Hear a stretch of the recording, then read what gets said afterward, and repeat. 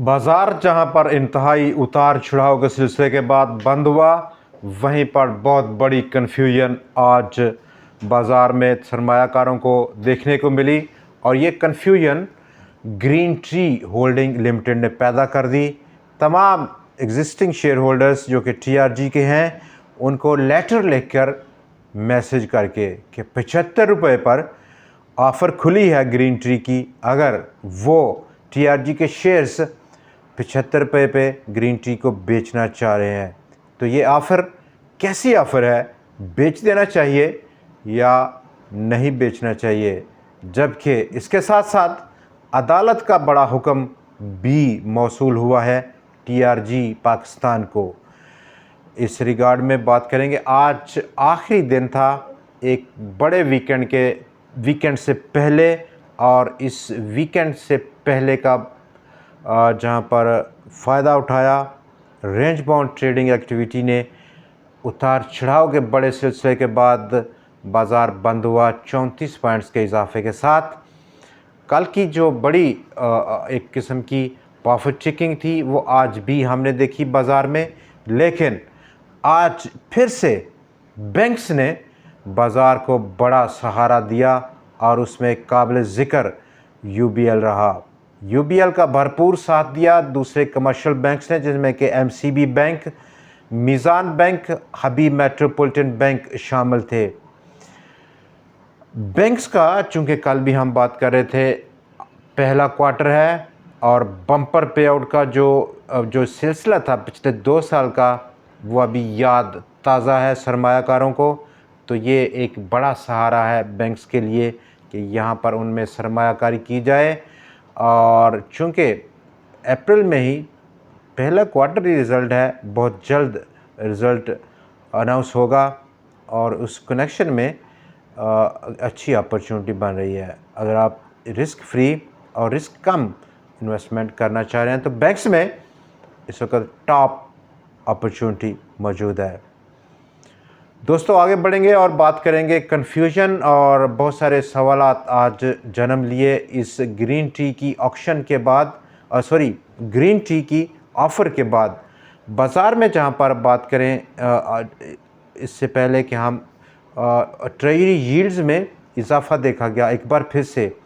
कल रात का गवर्नमेंट का ऑक्शन रहा ट्रेजरी बिल्स का, और जहां पर यील्ड में एक बार फिर से इजाफा देखा गया, लेकिन अब की बार ये इजाफा 12% जो कि बेंचमार्क है पॉलिसी रेट्स का स्टेट बैंक ऑफ पाकिस्तान का, उससे तजावज़ कर गया।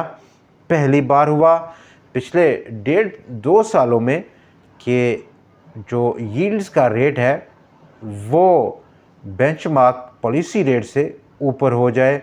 ये बड़ी डेवलपमेंट है, इंतहाई बड़ी डेवलपमेंट है, यानी कि आप समझें डेवलपमेंट ऑफ द ईयर।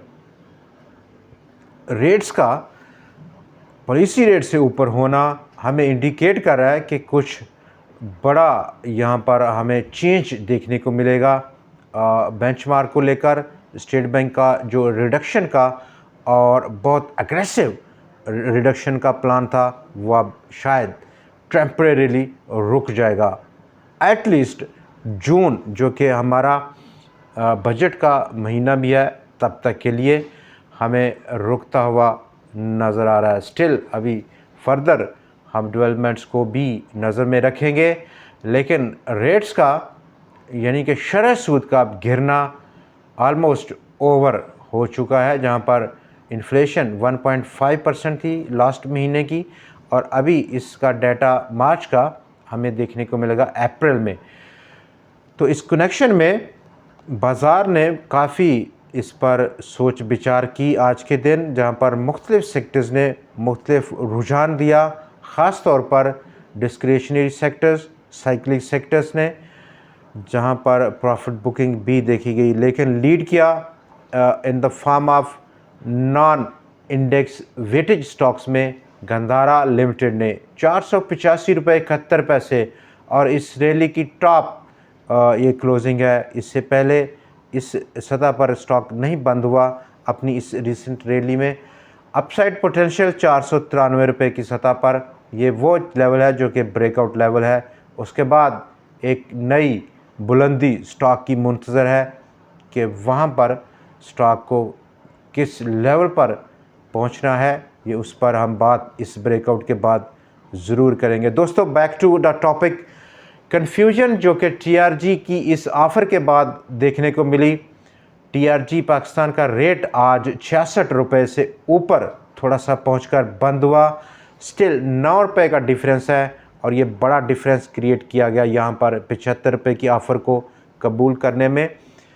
तो ये कैसी रह सकती है, क्या बेच देना चाहिए? बहुत सारे हमारे दोस्तों ने पूछा कि हम इस ऑफ़र को चूँकि बहुत अट्रैक्टिव लग रही है, अब चूँकि रेट 9 रुपये नीचे है, 9 रुपये का अपसाइड काफ़ी अट्रैक्टिव नज़र आ रहा है, कबूल करें। मैसेज रिसीव हुआ टीआरजी के तमाम शेयर होल्डर्स को ग्रीन ट्री की इस ऑफ़र का। तो लोकल बॉयज़ बहुत तेज़ हो चुके हैं जब से हमने देखा कि फार्मर जो फाउंडर हैं टीआरजी पाकिस्तान के, उनकी बेल हुई, तमाम मुकदमात में बरी हो गए और उस अखबार ने जो कि ये न्यूज़ ब्रेक की थी माफ़ी मांग ली उनसे। तो यहाँ पर अदालत ने जो ऑर्डर इशू किया था मंडे 24 मार्च को, वो आज रिसीव हुआ टीआरजी पाकिस्तान को। उसका ऐलान किया टीआरजी पाकिस्तान ने पाकिस्तान स्टॉक एक्सचेंज की वेबसाइट पर ये रिपोर्ट पब्लिश करके कि उसे वो हुक्म अदालत का मौसूल हुआ है, जिस हुक्म की बिना पर टीआरजी पाकिस्तान की ख़रीदारी रोक दी थी सिंध हाई कोर्ट ने ग्रीन ट्री के लिए। ये बहुत बड़ी कन्फ्यूजन है, बहुत क्लियर किस्म का ऑर्डर है, बड़ी कन्फ्यूजन नहीं है, लेकिन जो इंटरप्रिटेशन है इस ऑर्डर की वो मुख्तलिफ़ लोग मुख्तलिफ़ इंटरप्रेट कर रहे हैं उसको, अपनी अपनी जो उनकी पर्सनल लाइकिंग एंड डिसलाइकिंग है। स्टिल हमारा जो व्यू है कि ये ऑफ़र एक्सेप्ट करनी या ना करनी, उसमें करनी चाहिए या नहीं करनी चाहिए। तो बेसिकली कोर्ट में केस है और ये लंबा चलेगा। अभी बहुत कोशिश करेंगे तमाम वो शेयर होल्डर जो कि लोकल शेयर होल्डर्स हैं, जब से उनकी बरियत हुई फार्मर चेयरमैन फाउंडर की, तो उन्होंने इरादा किया कि मैं टीआरजी पाकिस्तान को दोबारा हासिल करूंगा। सरतोड़ कोशिश शुरू हो गई है, लंबा केस चलने की तवक्कुआत हैं। गो के ये ग्रीन टी ऑफ़र जो कि 15 अप्रैल तक उसको एक्सटेंड कर रही है, ग्रीन टी 75 रुपये की ऑफ़र को पीरियड को बढ़ाया गया है। एक्सेप्ट करना और उसको वैलिड करना या ना करना अब अदालत के हाथ में है। स्टिल 9 रुपये का ये जो कुशन है अपसाइड, बहुत बड़ा रिवार्ड नहीं है। तो इस कनेक्शन में हम ये समझ रहे हैं कि आने वाले साल या 2 साल मैक्सिमम शायद लग जाएं। तो इस कनेक्शन में स्टॉक में कोई बहुत बड़ी अपसाइड पोटेंशियल अभी देखने को नहीं मिल रही, अनलेस कि जब ये टेक ओवर हो एग्जिस्टिंग जो शेयर होल्डर हैं टुवार्ड्स जो फार्मर जो फाउंडर हैं उनके पास, तो डेफिनेटली स्टॉक की प्राइस में बेहतरी देखने को मिलेगी और ये बेहतरी एक लॉन्ग टर्म के पर्सपेक्टिव में देखने को मिलेगी। इंटरनेशनल मॉनेटरी फंड की टीम एक बार फिर से पाकिस्तान आना चाह रही है और वो आएगी अप्रैल के एंड में या मई के शुरू में। और इस बार इस टीम का मिशन है मिशन बजट 2026 फिस्कल ईयर 26 का बजट में तैयारी के लिए अपनी इनपुट देगी ये टीम और उसके बाद बजट तैयार करेगी पाकिस्तान की गवर्नमेंट। एक बार फिर से ये जो पीरियड है ईद के बाद का थोड़ा सा अनसर्टन होता हुआ देखा जा सकता है। इस कनेक्शन में बाज़ार का डाटा आज काफ़ी नेगेटिव रहा और उसकी वजह थी ब्रोकर सेग्रीगेशन, आखिरी दिन था और माल आज बेचा काफ़ी ज़्यादा, जो कि लेवरेज पोजीशन थी उनको हल्का किया गया, वॉल्यूम्स कम रहे। 72 करोड़ शेयर्स का काम, 39.4 अरब रुपए की मालियत, 79 या 80 अरब के 80 करोड़ शेयर्स के कल के मुकाबले में।